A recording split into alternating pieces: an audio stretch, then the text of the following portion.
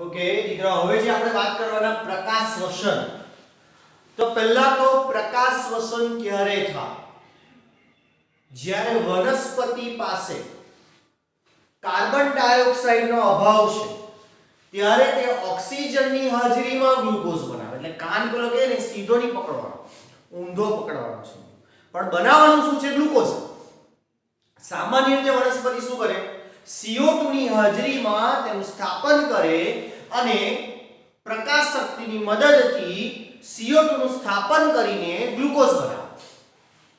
પણ જો વનસ્પતિ પાસે કાર્બન ડાયોક્સાઇડ ન હોય તો ગ્લુકોઝ નહીં બને.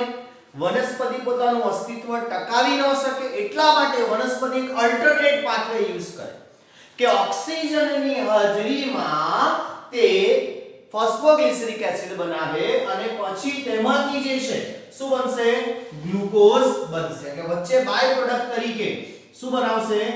ગ્લુકોઝ તે બનાવશે. એટલે અલ્ટિમેટલી બનાવવાનો ગ્લુકોઝ જ છે, પણ CO2 ન હોય તો O2 ની હાજરીમાં ગ્લુકોઝ બનાવવાનો છે. હવે પ્રકાશ શ્વસનની પ્રક્રિયા જે છે એની અંદર જો સામાન્ય રીતે વનસ્પતિ શું કરે કે રિબ્યુલોઝ 1,5 બાયફોસ્ફેટ સાથે કાર્બન ડાયોક્સાઇડ જોડાય, RUBP સાથે આ કાર્બન ડાયોક્સાઇડ જોડાય, કાર્બોક્સિલેશનની પ્રક્રિયા થાય, રૂબિસ્કો ઉત્સેચકની મદદથી એને શું બનાવે?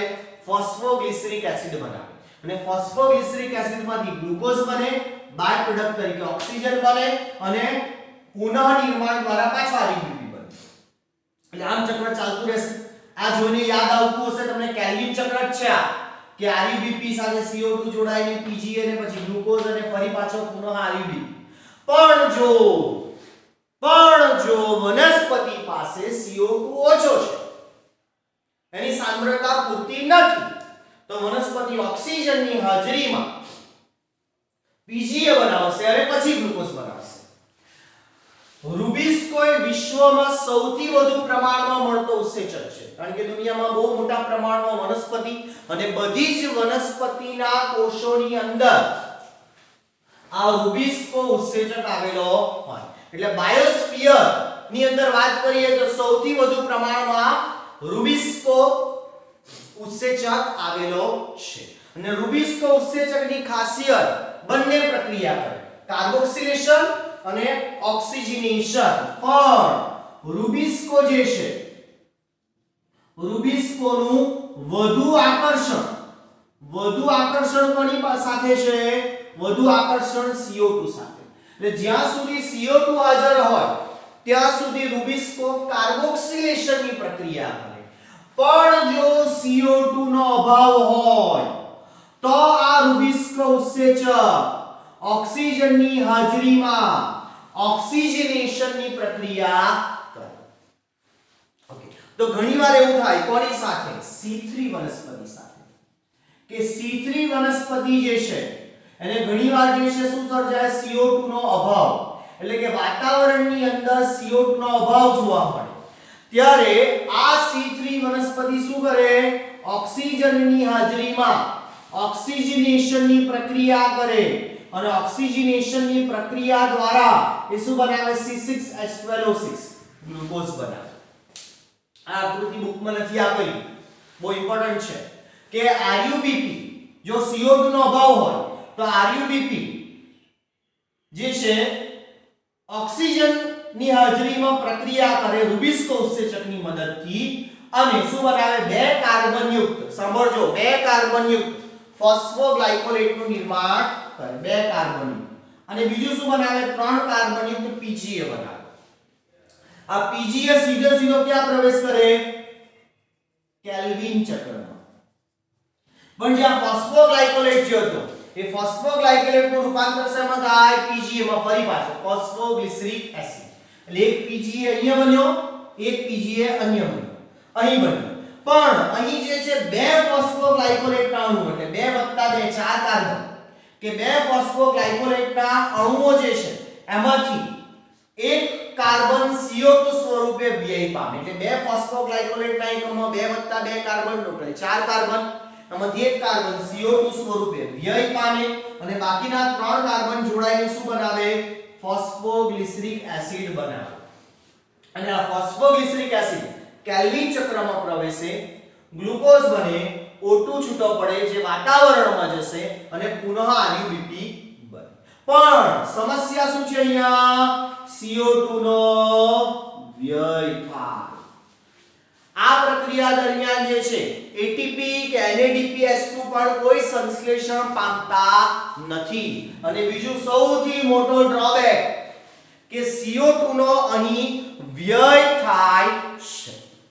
એટલે આમ પ્રકાશ શ્વસન એ વ્યયકારક પ્રક્રિયા છે. કેવી પ્રક્રિયા છે? પ્રકાશ શ્વસન એ વ્યયકારક પ્રક્રિયા, કારણ કે એમાં CO2 નો વ્યય થાય અને ATP કે NADPH2 જેવું કોઈ પણ વસ્તુ સંશ્લેષણ પામતું નથી. અને આ ઓક્સિજનેશન કરે C3 વનસ્પતિ, એના લીધે જ અને CO2 નો વ્યય થવાને લીધે જ એની ઉત્પાદકતા મધ્યમ કદની આવે. જ્યારે C4 વનસ્પતિ તો ઓક્સિજનેશન કરતી નથી, એ તો ફક્ત અને ફક્ત શું કરે? કાર્બોક્સિલેશન જ કરે રુબિસ્કો ઉત્સેચકની મદદથી. આથી તેની ઉત્પાદકતા કેવી આવે? વધુ જોવા મળે છે. કારણ કે અહીં જે છે C4 વનસ્પતિની અંદર આપણે જોયું કે C4 વનસ્પતિમાં ઓક્ઝાલોએસિટિક એસિડનું રૂપાંતર થાય મેલિક એસિડમાં, અને આ મેલિક એસિડ જ્યારે ડીકાર્બોક્સિલેશન કરે ત્યારે CO2 છૂટો પડે, અને આગળના વિડિયોમાં આપણે જોઈ ગયા. અને CO2 જે છે કેલ્વિન ચક્રમાં પ્રવેશ કરે, એટલા માટે એની ઉત્પાદકતા આપણને વધુ જોવા મળે છે. તો હવે આ જે છે પ્રકાશ શ્વસનની વાત કરી ગયા. આ ડાયાગ્રામ ખાસ ધ્યાનમાં રાખજો. આ ડાયાગ્રામ પરથી તમને સરળતાથી બધું જ ખબર પડશે કે C3 વનસ્પતિ આ અને આ બંને પ્રક્રિયા કરે. CO2 હાજર હોય તો આ પ્રક્રિયા કરે, અને CO2 ગેરહાજર હોય તો ઓક્સિજનની હાજરીમાં આમ કરીને ગ્લુકોઝ બનાવે. એટલે લાંબો પથ લઈને, પણ એમાં CO2 નો વ્યય થાય. જ્યારે C4 વનસ્પતિ આ જ પ્રક્રિયા કરે, કારણ કે એમાં CO2 નો વ્યય સર્જાતો નથી. ઓકે દીકરાઓ, તો આજે આપણે જોઈ ગયા પ્રકાશ શ્વસન. ત્યારબાદ હવે આપણે C3 વનસ્પતિ અને C4 વનસ્પતિની સરખામણી કરવાની છે.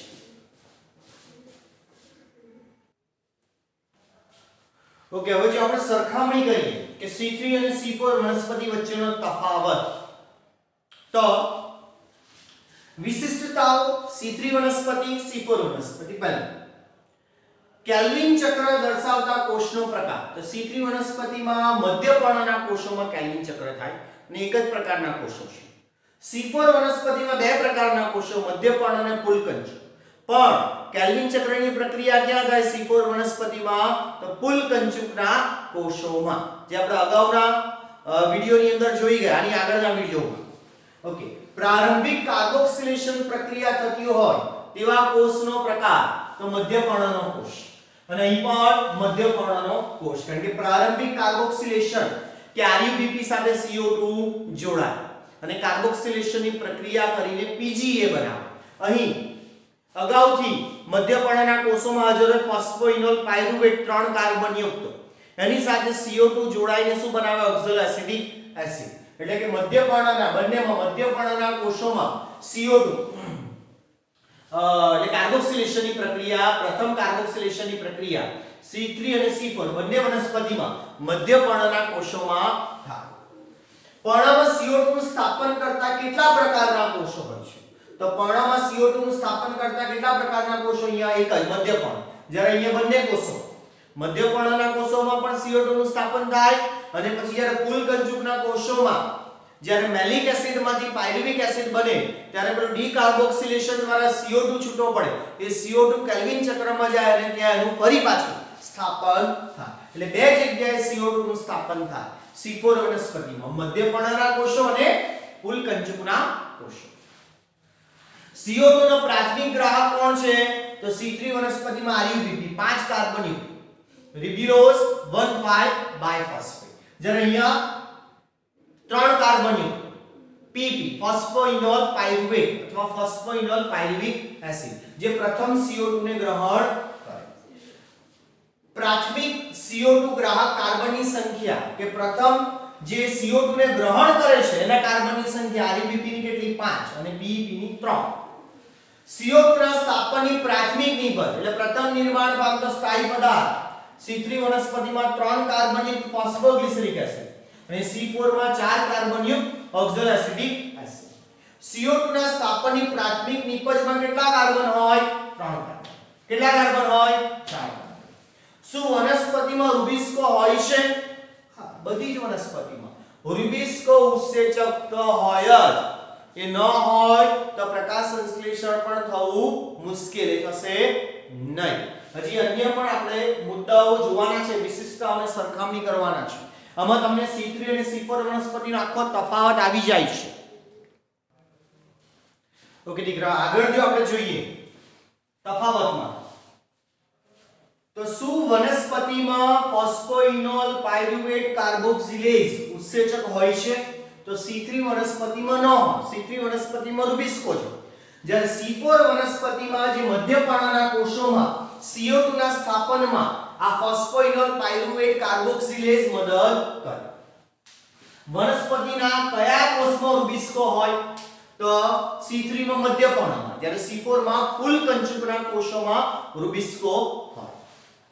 તીવ્ર પ્રકાશની સ્થિતિમાં CO2 સ્થાપનનો દર, તો તીવ્ર પ્રકાશની સ્થિતિમાં CO2 સ્થાપનનો દર C3 વનસ્પતિમાં ઓછો, જ્યારે C4 વનસ્પતિમાં CO2 સ્થાપનનો દર તીવ્ર પ્રકાશની સ્થિતિમાં કેવો હોય? વધારે, કારણ કે ઊંચા તાપમાને તે વધુ ઝડપથી પ્રકાશ સંશ્લેષણ કરી શકે. શું પ્રકાશની ઓછી તીવ્રતામાં પ્રકાશ શ્વસન થાય? તો પ્રકાશની ઓછી તીવ્રતામાં પ્રકાશ શ્વસન થાય તો C3 માં ક્યારેક થાય, જ્યારે C4 માં નહીવત, કારણ કે C4 માં તો લગભગ થતું નથી પ્રકાશ શ્વસન. શું પ્રકાશની વધુ તીવ્રતામાં પ્રકાશ શ્વસન થાય? તો કે હા, કારણ કે પ્રકાશની વધુ તીવ્રતાએ C3 વનસ્પતિમાં રહેલ ક્લોરોફિલ રંજક દ્રવ્યનું ઓક્સિડેશન થાય, વિઘટન થઈ જાય. એટલે વિઘટનથી બચવા માટે C3 વનસ્પતિ વધુ પ્રકાશની તીવ્રતામાં પ્રકાશ શ્વસનનો સહારો લેશે અને પોતાના ક્લોરોફિલ દ્રવ્યનું રિડક્શન થતું બચાવે. જ્યારે C4 વનસ્પતિમાં નહીવત. પ્રકાશ શ્વસન એટલે C4 વનસ્પતિ તો નહીવત જ આવશે. ઓકે. શું CO2 ની ઓછી સાંદ્રતામાં પ્રકાશ શ્વસન થાય? તો CO2 ની ઓછી સાંદ્રતા છે એટલે જ તો C3 વનસ્પતિએ પ્રકાશ શ્વસન કરવું પડે અને ગ્લુકોઝ બનાવવો પડે. જ્યારે C4 વનસ્પતિમાં તો નહીવત, કારણ કે એમાં CO2 ની ઓછી સાંદ્રતા જેવી પરિસ્થિતિ સર્જાતી નથી. શું CO2 ની વધુ સાંદ્રતામાં પ્રકાશ શ્વસન થાય?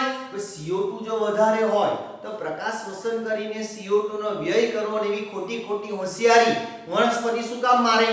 તો જો CO2 વધુ સાંદ્રતામાં છે તો પછી C3 વનસ્પતિમાં પ્રકાશ શ્વસન નહીવત, જ્યારે C4 માં તો ઓબ્વિયસલી નહીવત જ આવશે, થશે નહીં. કયું ઇષ્ટતમ તાપમાન છે પ્રકાશ સંશ્લેષણ માટે? તો C3 વનસ્પતિનું 20 થી 25 ડિગ્રી સેલ્સિયસ, જ્યારે C4 નું 30 થી 40 અપ ટુ 45 પણ હોઈ શકે. 30 થી 45 ડિગ્રી સેલ્સિયસ. ઉદાહરણ C3 વનસ્પતિના સૂર્યમુખી, અન્ય દ્વિદળી વનસ્પતિ. C4 માં શેરડી મકાઈ એટલે એક દળી વનસ્પતિ.